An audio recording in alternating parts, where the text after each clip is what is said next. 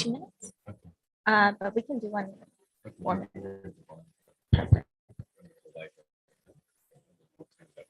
Okay, sounds good.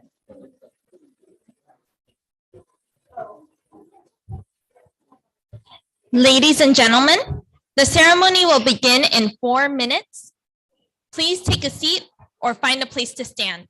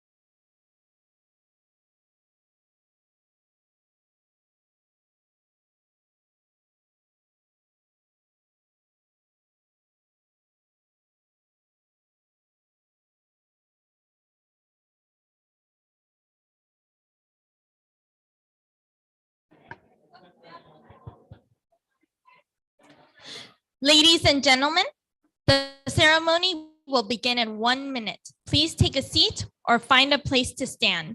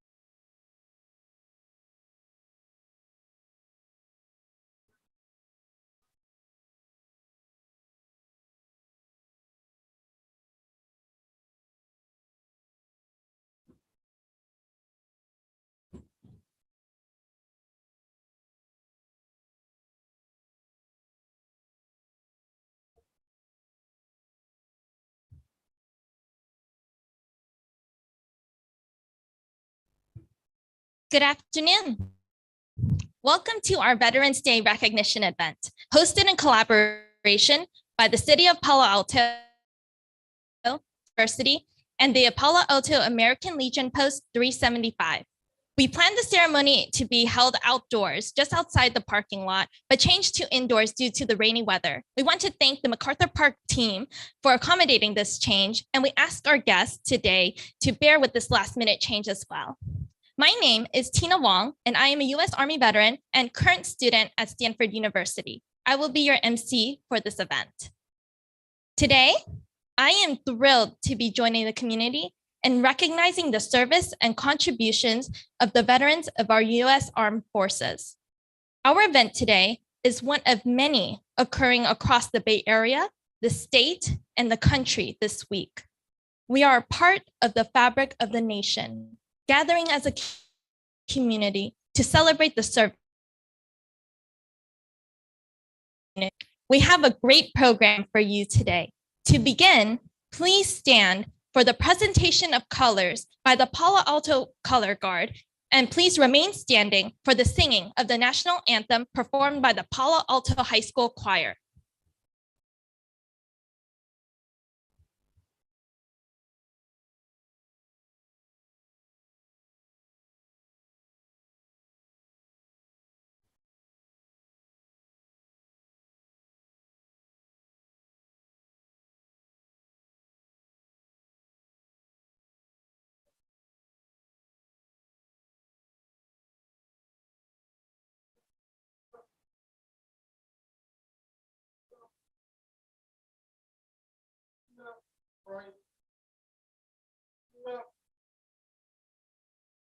Mark time, mark.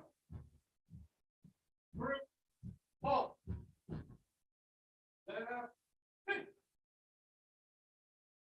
Bird, man, mark.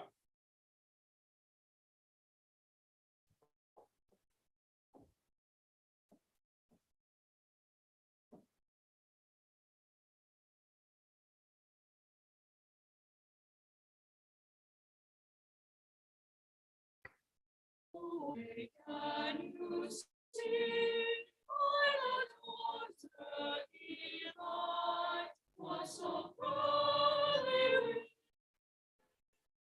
the twilight last gleaming, whose broad stripes and bright stars through the perilous fight. For the ramparts we watched were so gallantly streaming, and the rocket's red red bursting in air, came through the night that our flag was still there. Oh, say does the star-spangled banner yet wave? For the love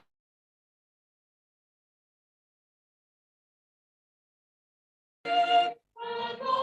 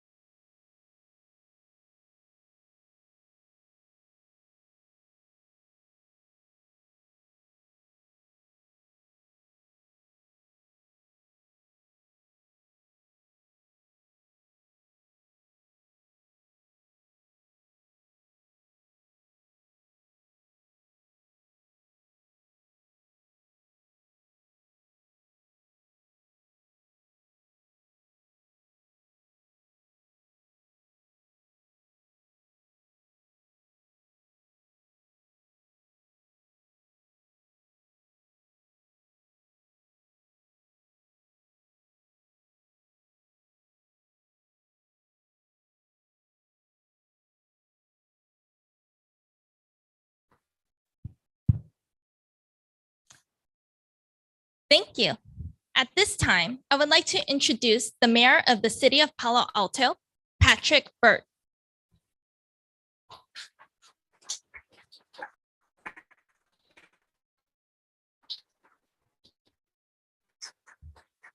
Thank you, Tina, and welcome everyone.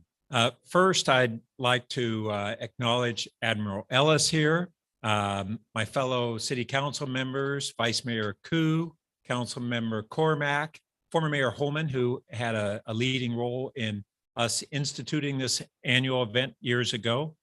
And in addition, we're honored by Commander Von Kamel right here. And welcome really to a whole series of wonderful guests. And I apologize if I have left off someone that I should have acknowledged at this time, including our city manager, Ed Shikata. Before beginning our program, I'd like to specially introduce Chuck Wellen right here, who served in World War II as a Navy radio airman and then as a torpedo squad anti-sub patrolman. He's a member of the Palo Alto American Legion Post 375. And will you please recognize Chuck?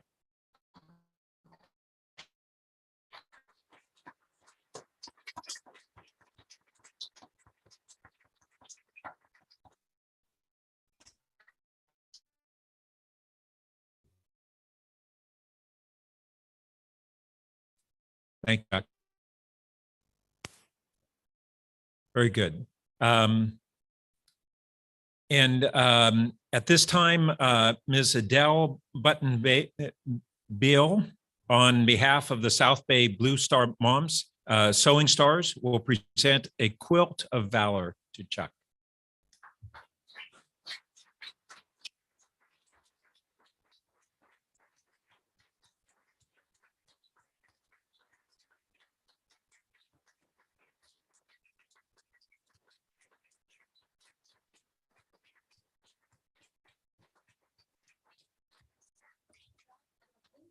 Moms, or Quilt of Valor started in 2003 when one mom had a son.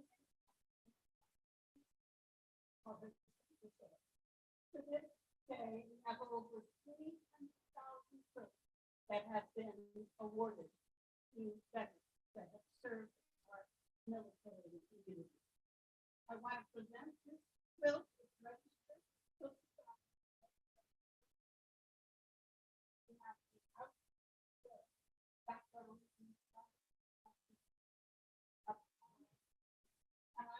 Welcome you in a show of our love for your service.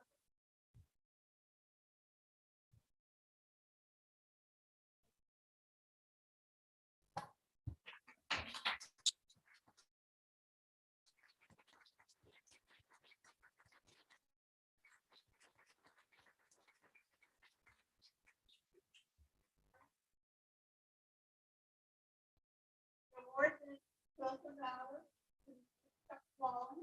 He served in World War II as a U.S. Navy aviation radio airman and then in the Coast Guard anti-sub patrol.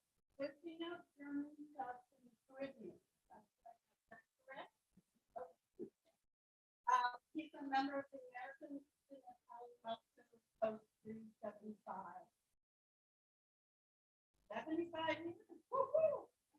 Okay. United States Navy and the Quilt of Valor Foundation for your service to our nation. We consider it a privilege to honor you, though we may never know the extent of your sacrifice and service to protect and defend the United States of America as an expression of gratitude.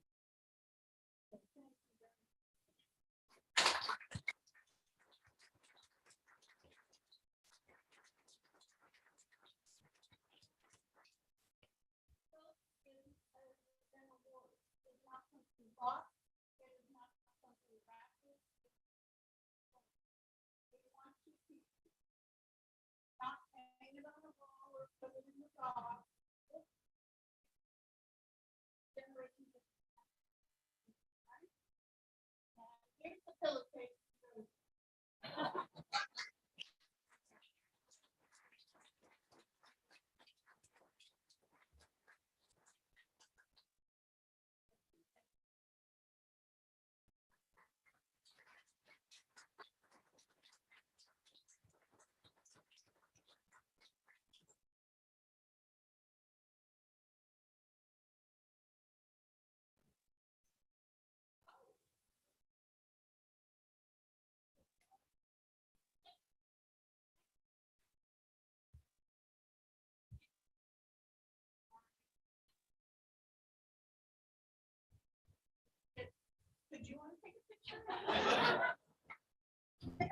I'll take a picture.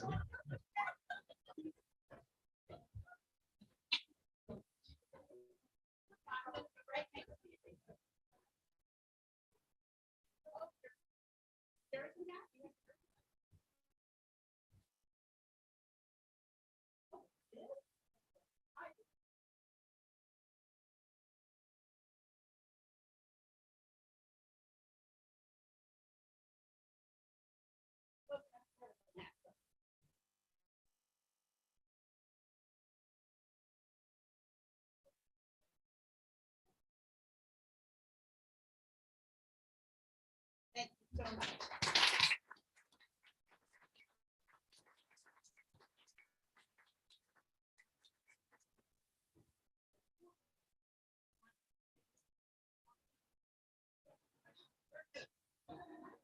I'll catch you at the end. Okay, catch us at the end.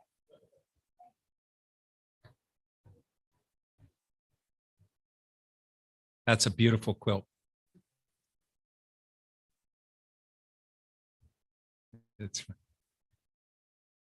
So I just want to note that our color guard, the Palo Alto Color Guard, is comprised of Palo Alto Police Department and public safety officers, all of whom are veterans, and we're honored to have them serving our community today. We're happy to have the Palo Alto School Choir that was with us today, that we got to hear a wonderful rendition of the Star Spangled Banner. You were just wonderful. And I just want to thank you all for being here to recognize our veterans community and to commemorate their service to our country. They've served as the protectors of our democracy and our Constitution, the essence of what makes our country great. I'm so glad to see so many from our community here. This is maybe the biggest veterans event that we've had so far, and it's across all generations. It's our duty to come together to pay tribute to this group and to remember the important role they played and continue to play in the life of our country. Veterans Day is celebrated on November 11th because the U.S. Congress in 1918 proclaimed Armistice Day, November 11th, as the new national holiday that has become Veterans Day. And that's the day that the guns were silenced finally in the First Great War. This historic building is especially appropriate for our event. The beautiful craftsman style building was designed by the renowned architect Julia Morgan.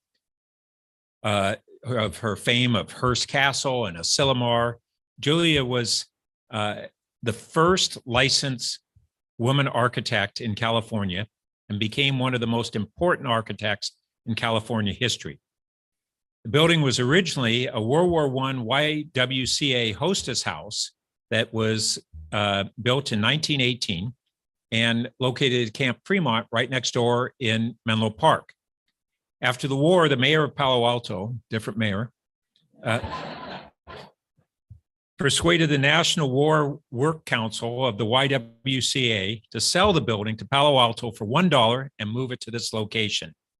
The city of Palo Alto used the building to honor the soldiers who gave their lives in the war and to provide a recreation and social welfare center for the community, including hosting our first community theater here.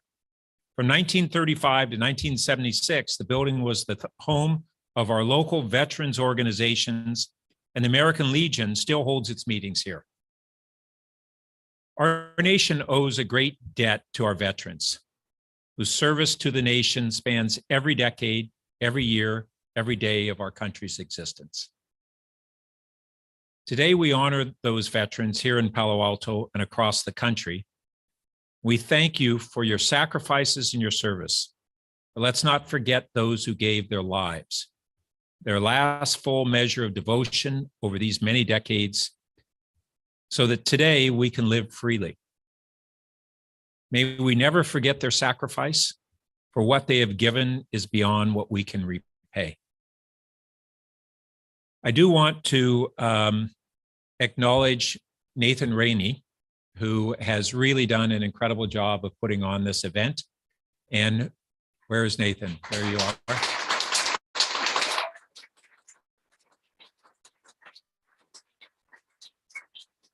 So Nathan encouraged me to share any personal little stories, and I'll take him up on it. My family and I actually live in Palo Alto because my grandfather, who was a West Pointer like Nathan, was a lieutenant colonel and stationed first at the Presidio after my mom grew up at half the bases across the Pacific between here and the Philippines and Schofield Barracks. His last station was first at the Presidio and then the Sacramento Army Depot. And when the war broke out, he ended up having a medical discharge, and he had narrowly missed serving in World War I, and it was his life's obligation. So with the medical ailment, he enlisted in the American Field Service, went to France, drove ambulances, was then commissioned as a captain in the French Army. And so my grandfather was captain in the French, lieutenant colonel in our Army. And then my dad and my uncle both served in the war, and my uncle was a Pearl Harbor survivor and Guadalcanal survivor. And he really never stopped being a Marine. You didn't look at him cross-eyed. But his devotion toward Marine Corps and to the troops he served with lasted to his dying day. One of our great entertainments as children was when he'd roll up his calf and wiggle the hula dancer tattoo on it. And we as kids thought that was pretty risque. So I just want to acknowledge that many of us, and perhaps most of us, have family members who have served us, and we owe such a debt of gratitude that this free country is what we have today because of their service. So thank you all. And I'll turn it back over to Tina.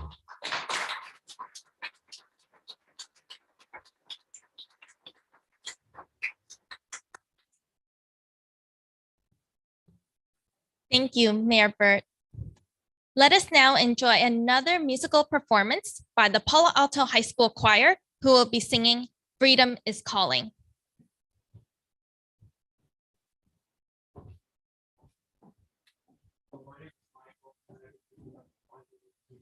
Palo Alto High School magical singers. Most of the time we're in our costumes. I don't know if you've ever seen us walking around the city in our Renaissance costumes, but today we're really just honored and grateful.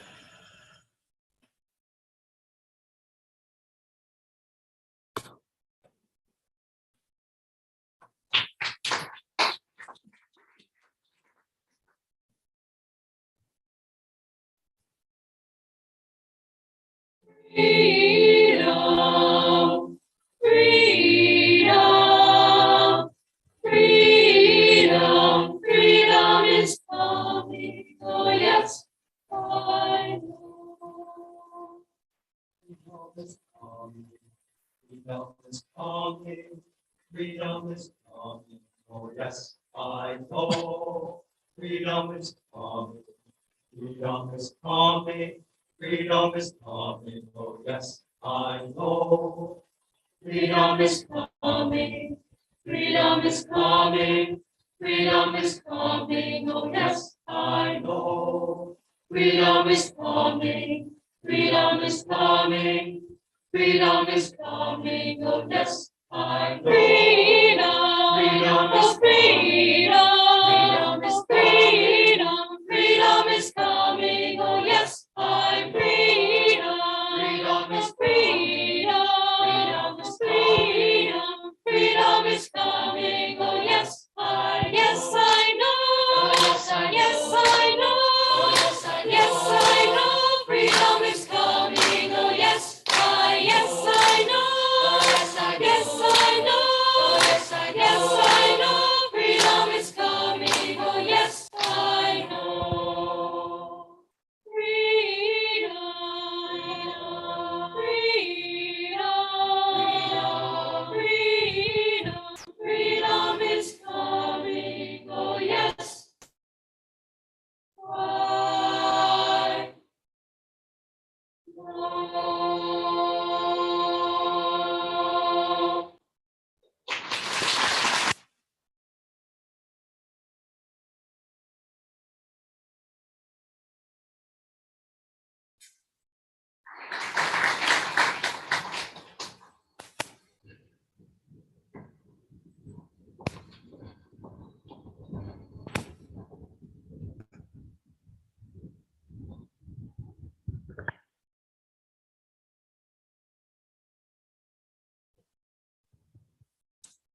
Thank you, Pally Choir. That was fantastic.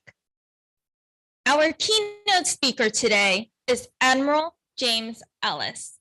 In 2004, Admiral Ellis completed a distinguished 39-year Navy career. His final assignment was Commander of the United States Strategic Command. In this role, he was responsible for the global command and control of United States strategic and space forces, reporting directly to the Secretary of Defense. A 1969 graduate of the U.S. Naval Academy, Admiral Ellis was designated a naval aviator in 1971. His service as a Navy fighter pilot included tours with 2 carrier-based fighter squadrons, an assignment as commanding officer of an FA-18 strike fighter squadron. In 1991, he assumed command of the USS Abraham Lincoln, a nuclear-powered aircraft carrier. After selection to Rear Admiral, in 1996, he served as a carrier battle group commander, leading contingency response operations in the Taiwan Straits. His shore assignments included numerous senior military staff tours. Senior command positions included Commander-in-Chief of the U.S. Naval Forces in Europe and Commander-in-Chief of the Allied Forces in Southern Europe. He holds a master's degree in aerospace engineering from the Georgia Institute of Technology, and in 2005 was inducted into the school's Engineering Hall of Fame. In 2009, he completed 3 years of service as a presidential appointee on the President's Intelligence Advisory Board. And in 2006, he was a member of the Military Advisory Panel to the Iraq Study Group. Admiral Ellis currently serves as an Annenberg Distinguished Fellow at the Hoover Institution at Stanford University. Admiral Ellis.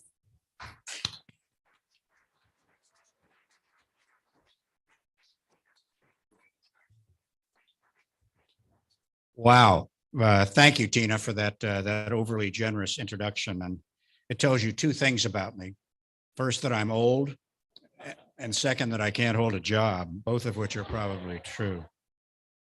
But I am privileged to join in this gathering today and honored to have some small part in this Veterans Day celebration.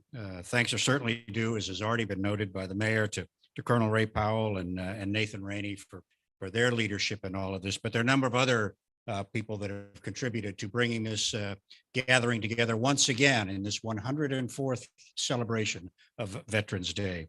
They include, as we've heard, William Von Canel, who's the commander of the American Legion Post 375, Megan Swayze, who's representing Stanford University's role in this 3-body organization. And then, of course, as we've heard from Mayor Pat Burt, thank you again, Mayor, for those wonderful opening remarks. I hope this is an event that grows in importance and participation every year. I'm told that it has and will continue to. And I want to acknowledge, in addition, the many other community leaders who are part of today's Veterans Tribute.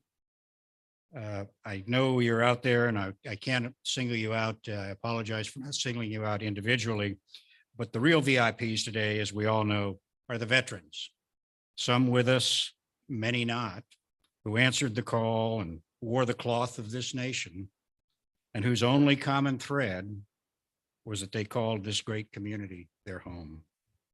I'm told that only 7% of our nation's citizens have served in the military. It is well that we remember them, and I'm truly honored by this opportunity. I'd like to speak today of 2 words. That doesn't mean I'm going to limit myself to just 2 words, folks. Don't worry about that. But Colonel Powell has told me that the city of Palo Alto has chosen a theme for this year's Veterans Day celebration, and that word is honor. It is truly an inspired choice. As we all know, that word has many meanings. An honor can be something bestowed upon you. It can mean to show great respect and as a verb. And certainly if you're a golfer, it can mean you get to tee off first. But I turn to my favorite intellectual source, namely Wikipedia, for the definition that I think is remarkably appropriate when speaking on this Veterans Day. Honor is the idea of a bond between an individual and a society, as a quality of a person that is both of social teaching and of personal ethos. It manifests itself as a code of conduct and has various elements such as valor, chivalry, honesty, and compassion. Perhaps unfortunately, we don't seem to speak of honor as much as we used to. The concept was once central to our citizens and to our nation. Indeed, our Declaration of Independence, which begins with "when in the course of human events," and goes on to describe the extensive colonial grievances that the colonies had with Great Britain that ultimately resulted in the American Revolution, ends with the following words, over 56 solemn signatures. And for the support of this declaration, with a firm reliance on the protection of divine providence, we mutually pledge to each other our lives, our fortunes, and our sacred honor. Ambassador Shelby Davis once noted that this earnest oath, which concludes the Declaration of Independence, may sound strange to our ears today.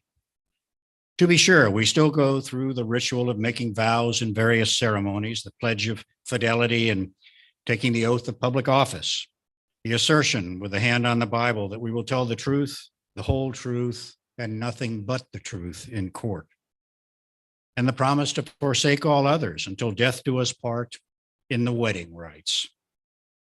But the news and social statistics suggest that many people don't really take vows such as that as seriously as perhaps they once did. As for pledging one's life and one's fortune and really mean it, most of us would probably have a difficulty in identifying any 56 living Americans who would seriously volunteer such a commitment, despite the fact that the population from which we would choose that 56 is almost 100 times larger than it was in the time of the founding fathers. Turning to that final phrase, our sacred honor, it is for many a concept from another time and another culture, like binding the feet or entombing a pharaoh in a pyramid, so remote as to have little personal significance 2.5 centuries later. But to those 56 who signed, there was great personal future significance. 9 signers died of wounds or hardships during the Revolutionary War. 5 were captured or imprisoned, in some cases with brutal treatment. The wives, sons, and daughters of others were killed, jailed, mistreated, persecuted, or left penniless. One was driven from his wife's deathbed and lost all his children. The houses of 12 signers were burned to the ground, and 17 lost everything they owned. Every signer was proscribed as a traitor. Everyone was hunted. Most were driven into flight. Most were at one time or another barred from their families or their homes. Most were offered immunity, freedom, rewards, their property back, or the lives and release of loved ones if they would only break their pledged word or take the king's protection. Their fortunes were forfeit, but their honor was not. No signer defected or changed his stand through the darkest hours of the revolution. It is cruelly evident that the pledge they made was not just a perfunctory assent to a rhetorical flourish of Thomas Jefferson's pen. It was an earnest commitment entered into by thoughtful, pious, and intrepid men. Let us now return to that last phrase, our sacred honor, and try to understand what it meant to them. First of all, the term refers to a concept of virtue and the sincere effort to live and act according to that concept. Although the leaders of the American Revolution came from vastly differing backgrounds, they had a remarkable commonality in what they regarded as the components of virtue. Aristocrats and commoners, plantation owners and city dwellers, members of diverse churches and varying professions, they held similar views about the code of conduct which should ultimately guide one's life. We must also remember, I believe, what philosopher Camus calls the irrational element of honor. In our efforts to inculcate honor, we must reach the heart as well as the head. It's not enough to see the objective value of honor. The soldier or citizen should love honor by instinct, as he loves his country or as the parent loves his or her child. Why should we love honor? Because it is our gift to civilization. It nourishes our sense of belonging to a great tradition, and it sustains us in time of greatest need. Let us not forget that on the most demanding days of our own service, we have had and will have few of the things that make life worth living in normal times. Some of us have missed comfort, safety, love, and fun. They seem to be far away and far from our minds. But in such situations, all that we have to sustain ourselves is our own self-respect and our reputation among our peers in the profession of arms or in public service. In other words, our honor and the promise that something of that will endure even if we do not. As I considered what else I might contribute to this wonderful gathering this afternoon, a second word also came to mind in addition to honor. This word too characterizes veterans and indeed all citizens who, in addition to their own needs, contribute so willingly to the well-being of their family, their community, and their nation. And that word, of course, is service. My dad was a naval aviator in World War II, as a matter of fact. Demobilized after that adventure, he found his small southern hometown then a bit confining and went back in the Navy for a 25-year career. When we would visit his South Carolina family on our periodic change of station moves, the language the family used struck me.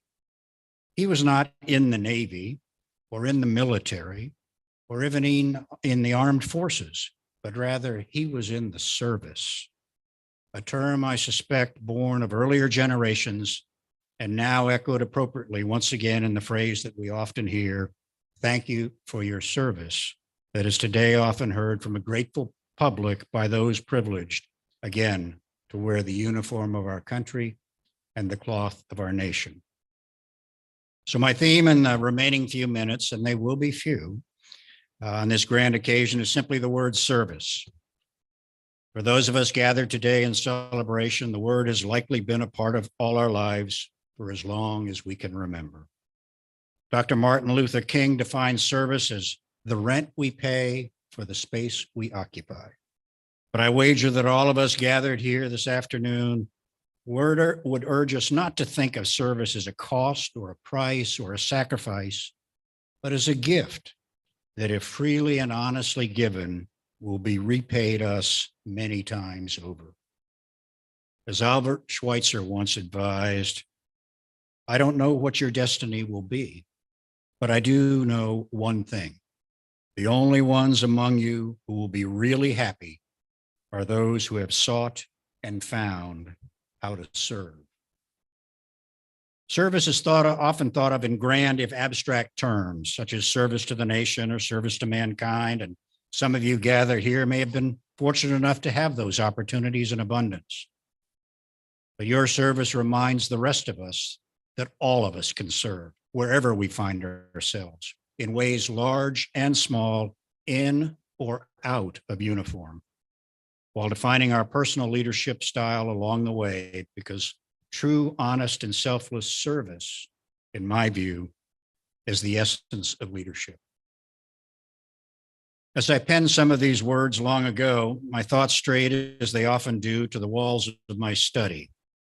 As with many who have served in or out of uniform here today, there on the walls hang the old plaques, the memorabilia, the faded photos that tangibly recall, in my case, my lifelong love affair with naval aviation. While many of the mementos are things, squadrons now gone, ships decommissioned, and aircraft now obsolete, I find the few photos I treasure most are those with people in them. I find myself staring at once familiar faces, crouched behind a row of flight helmets, squinting into a Southeast Asian sun in front of a freshly painted jet fighter. It is a moment frozen in time of fresh faces, palpable excitement, and unspoken bonds. Many of your experiences and stories are more powerful than mine, but there is a common thread we all share. Whether we serve for 3 years or for 30, whether in time of wars, hot or cold, or at a time when the difference between the two was largely a matter of semantics. Whether your service was marked by months of tedium or minutes of sheer terror, whether we were part of something monumental or served quietly far from the public spotlight, what we share is the deepest admiration for those with whom we served.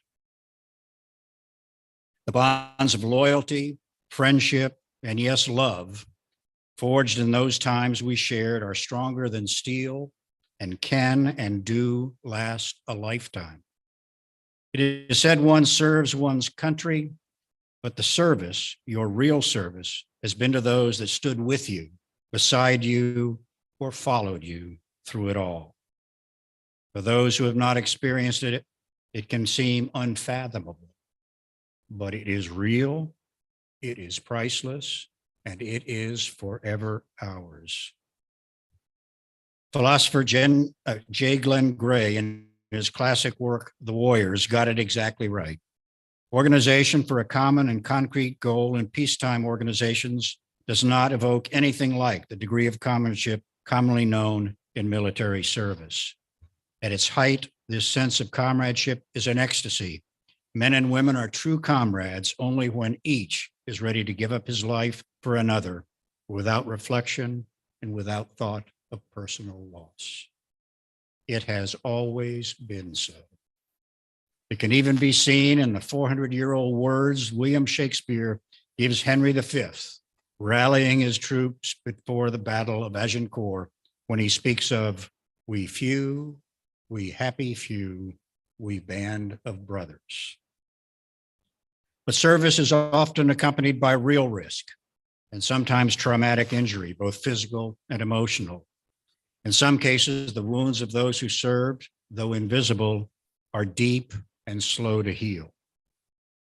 Over a decade and a half of conflict and long and repeated deployments have created a combat experienced force unprecedented in our nation's history, but it has also taken a toll on many. Now that the military has brought modern mobile hospitals to the combat zone, a sort of MASH on steroids, soldiers are often treated in minutes using modern techniques and are often back in a stateside hospital in 36 hours, receiving the finest medical trauma care in the world. While the death of even a single soldier brings sadness beyond all telling, the casualty rate in recent conflicts is now dramatically reduced. This progress is wonderful, but it brings an ironic challenge. The sequence of care is unprecedented, and so is the result. Soldiers are receiving the gift of life with injuries that were unsurvivable in previous wars. We have never faced having to rehabilitate people with such extensive wounds. We are only beginning to appreciate what to do to make a life worth living for them. This challenge, too, is a family affair. But more than that, it is a national responsibility, one that we all share, not just today, but until we have done all we can, not out of pity, but out of gratitude and compassion. We must do more, and they deserve no less. One of my favorite quotes is from Winston Churchill, who said, "It is not enough to do our best.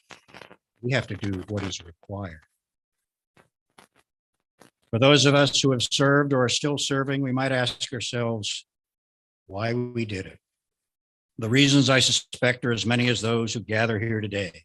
It is patriotism, it is courage, it is duty, honor, country, but it is also something more.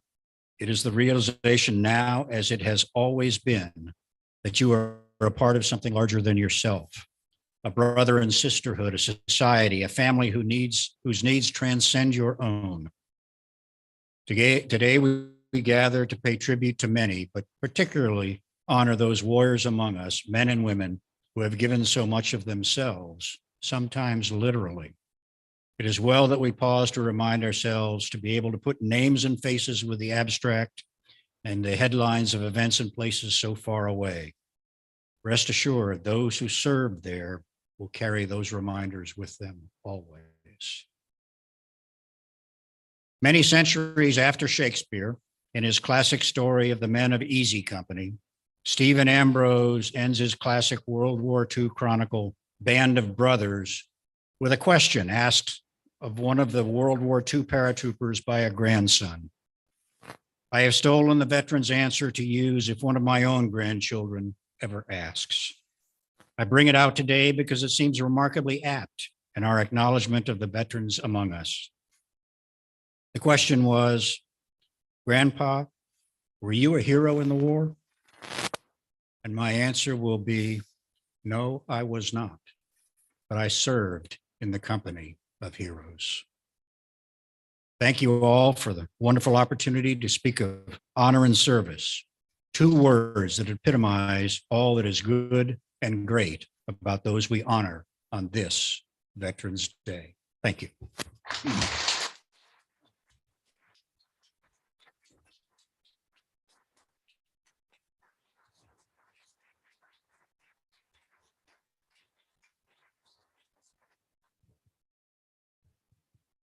Thank you, Admiral Ellis, for those powerful sentiments and for your participation in today's event. Now, I'd like to introduce Commander William Von Kano, who will issue a proclamation on behalf of the Palo Alto American Legion Post 375, followed by Palo Alto Veterans Affairs Chief Chaplain Ann Jordan, who will provide a benediction.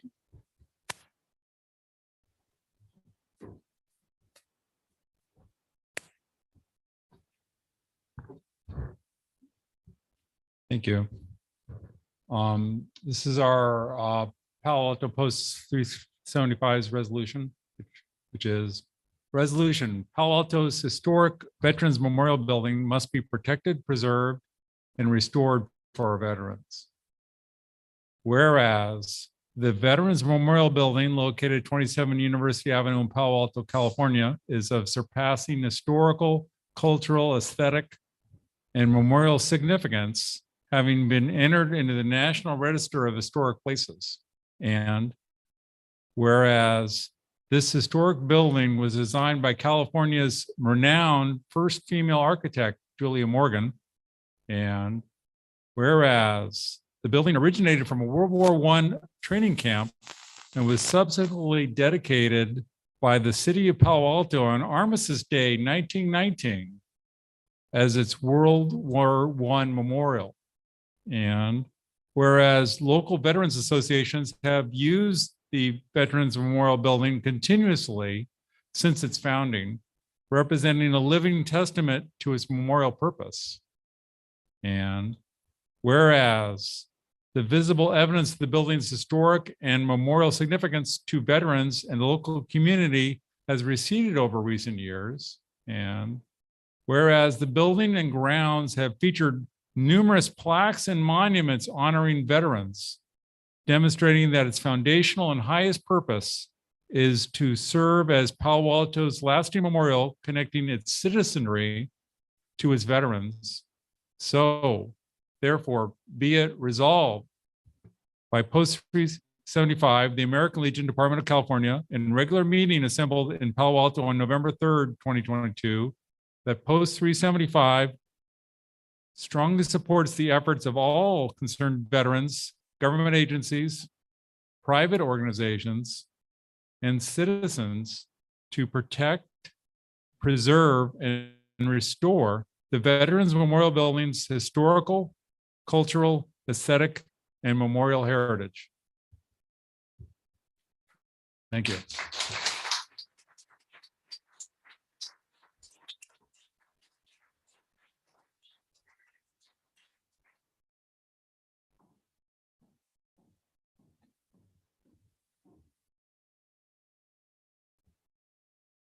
Let us pray.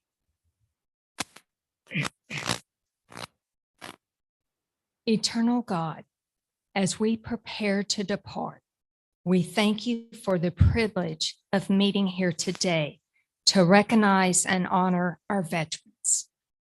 May our time together be remembered as a heartfelt tribute to all the noble men and women who have and continue to serve to protect our freedom with selfless sacrifices and resounding courage.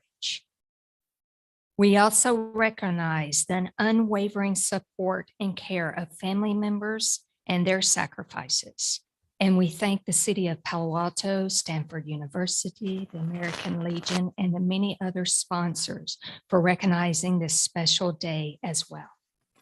Divine One, we ask for your continued protection for our service members, compassionate love and mercy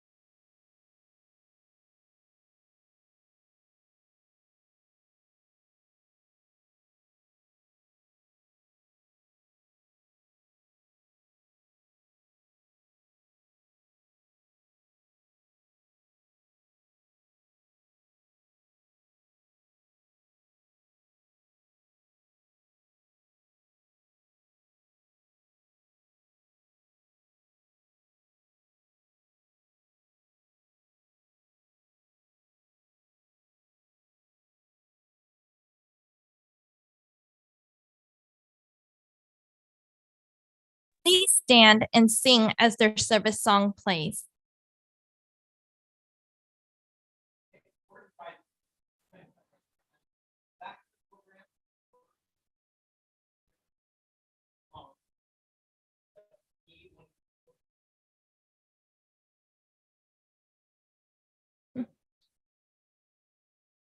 Now, those of you who know, first one you may not know it. I'm going to try to lead the city like you. Welcome.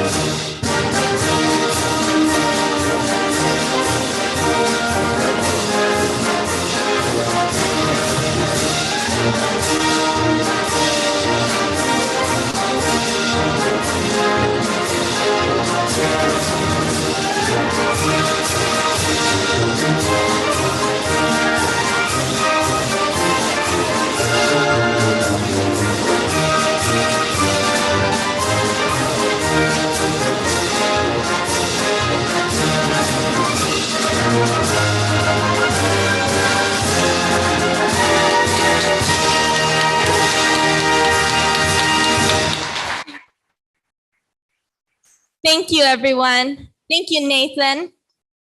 This concludes the ceremony. Thank you again to everybody for your attendance. Please help yourselves to some refreshments and food that will be set up on the side, and please visit the veterans room in the corner. Thank you all.